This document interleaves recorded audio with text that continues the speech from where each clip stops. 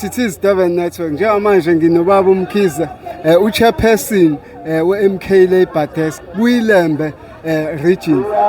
Mr Mkhize, namhlanje nizile nani la nathi cha nizoyisupporta le initiative noma ehamba nezikhalo ama-grievances wePhinifa neDuku. Kungani nisukumile nathi nizoyisupporta le?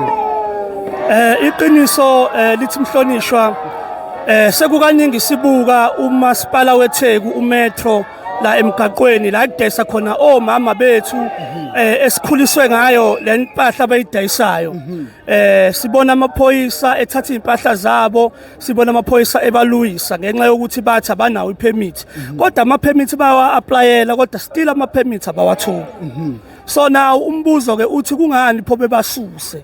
And into esiphatha kabi kakhulu sithola ukuthi ama-foreigner ongamazayizayi kuyibona aba-recognizwayo endaweni yakithi eSouth Africa, kuyibona aba-recognizwayo kudayisela emgaqweni.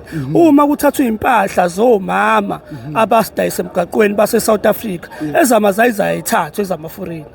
Yabo, of which ke into engeyinhleke kahle le sikhula thina sikhuliswe omama bebedayisa amatamatisi emgaqweni, bebedayisa amazambane, bedayisa wona amaphinifa namaduku la. But namhlanje kuthiwa bangakwenzi lokho.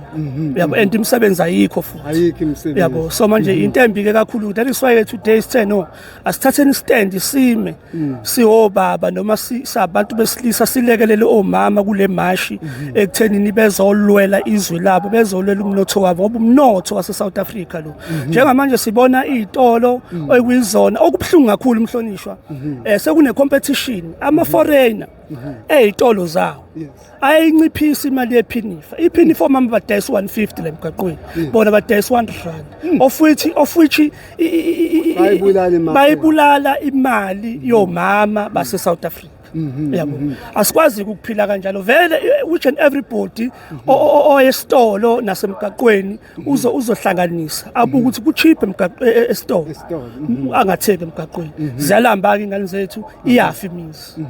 Kusho ukuthini lo? Kakhulu ngifuna sithinte yona le eyitolo ukuthi abantu abathathwa njenganabantu abanga-understand umsuka noma i-origin yePhinifa. Yes, kodwa sebefika impela ba-take over iy'tolo ey'ningi, siyazibona nePhinifa neDuku. Kubulala kangakanani umnotho noma kahle imvelaphi yaloko iphethini yePhinifa? Iqiniso lithi iPhinifa neDuku kuyinto yamaZulu.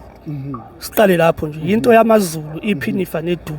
So uma iphethini bayazi omama njengamaZulu, iphethini yePhinifa lamaZulu lase South Africa uthi lihamba kanjani.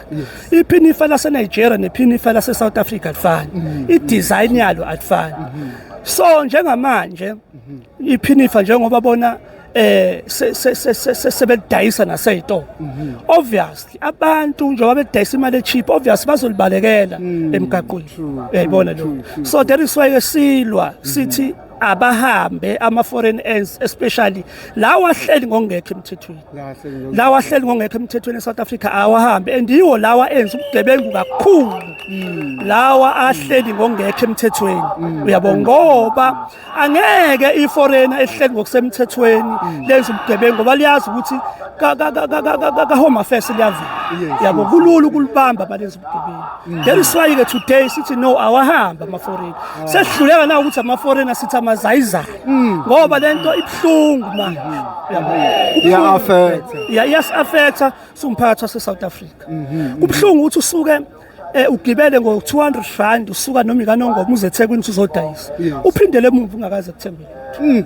Ibhlungu kakhulu leyo.